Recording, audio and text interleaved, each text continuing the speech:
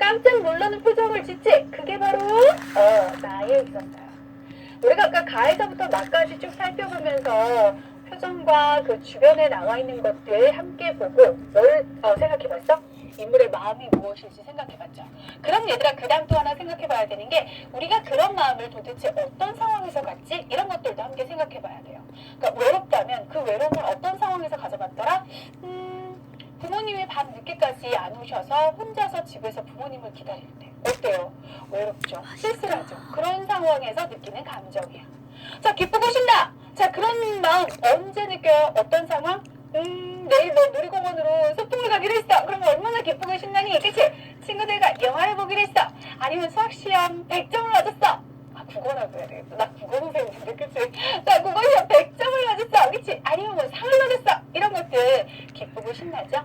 우리가 그런 마음을 언제 어느 상황에 갖게 되는지 그 상황도 꼭 함께 생각해 보는 것이 좋을 것 같아요. 자, 그럼 이제요 만화를 읽을 때 인물의 마음을 짐작하려면 어떻게 해야 하는지 그 방법 선생님이랑 정리해 보도록 하자.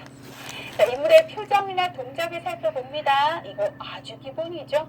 어떤 표정을 하고 있는지 어떤 동작을 하는지 잘 살피고요.